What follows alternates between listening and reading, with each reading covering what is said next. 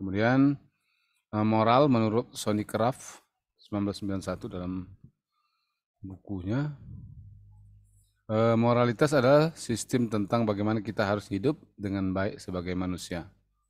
Menurut Ferdinand Saussure, terdapat 7 etika adalah sebuah ilmu dan bukan sebuah ajaran.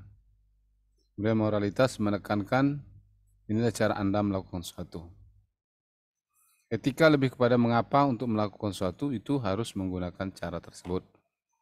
Jadi itulah etika ya.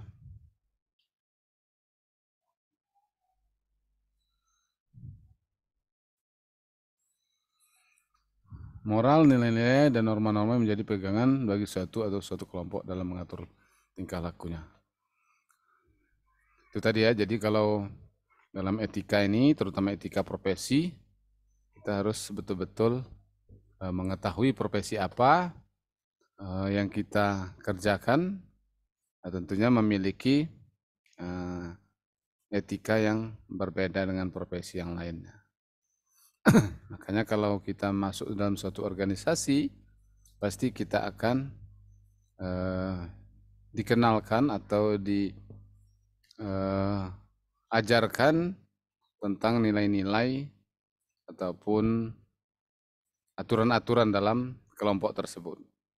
Yang mungkin tentunya akan berbeda dengan kelompok yang lain. Karena aturan itu sesuai dengan kehendak daripada kelompok itu sendiri. Seperti itu. Terutama dalam profesi memang kita banyak memiliki aturan-aturan tersendiri tergantung di mana kita berprofesi.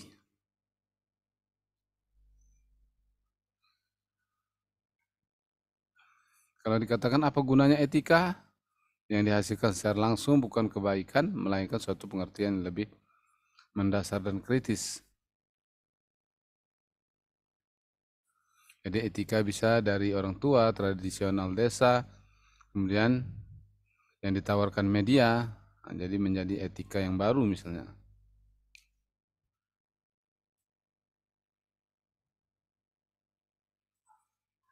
Kemudian faktor yang mempengaruhi pelanggaran etika, kebutuhan individu, korupsi, alasan ekonomi misalnya kan.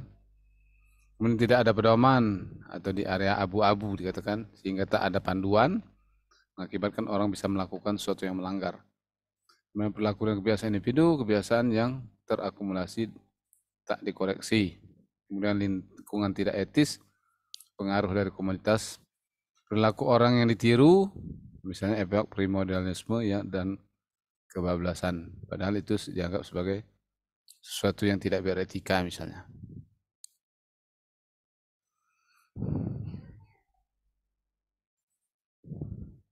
Sanksi pelanggaran etika, ya tentunya ada sanksi sosial.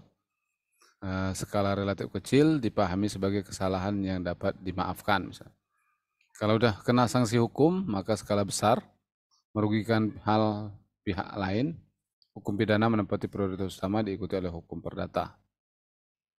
Jadi pelanggaran terhadap etika ini memang bisa dipidana, misalnya melanggar etika kedokteran, kemudian melanggar etika insinyur, itu bisa dipidana atau dibawa ke ranah hukum, sehingga menjadi suatu hal yang harus ditindak secara serius. Kemudian ada etika dan teknologi. Teknologi adalah segala sesuatu yang diciptakan. Nah, jadi dalam berteknologi pun kita punya etika. Sekarang ini kan yang sering kurang beretika adalah orang-orang di dunia media sosial yang memanfaatkan teknologi, tapi mengabaikan apa dan bagaimana etika dalam berteknologi tersebut. Makanya dikatakan ada orang bilang itu kan cakap digital. Cakap digital artinya mampu menggunakan teknologi digital dengan baik dan tidak melakukan pelanggaran-pelanggaran, tidak merugikan orang lain misalnya, tidak mengetik komentar-komentar yang bohong, yang tidak benar, atau membuka keburukan-keburukan orang lain. Oke, saya kira ini untuk permasalahan etika. Tentunya kita semua sebenarnya udah lebih paham ya mengenai etika ini. Udah lama kita belajar apa itu etika dan lain sebagainya.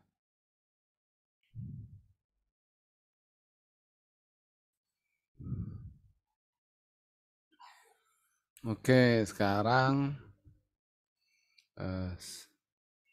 kita cukupkan sampai di sini. Ada yang mau nanya nggak?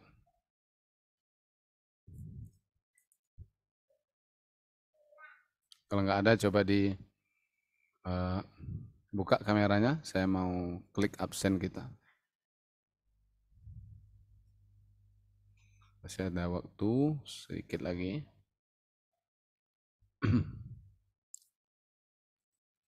Oke, yang lain yang belum buka kamera silakan.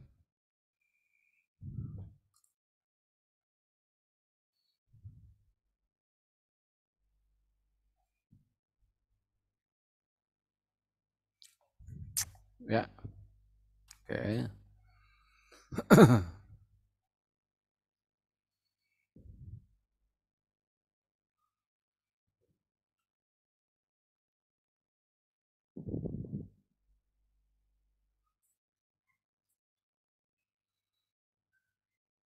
Ya, yang lain.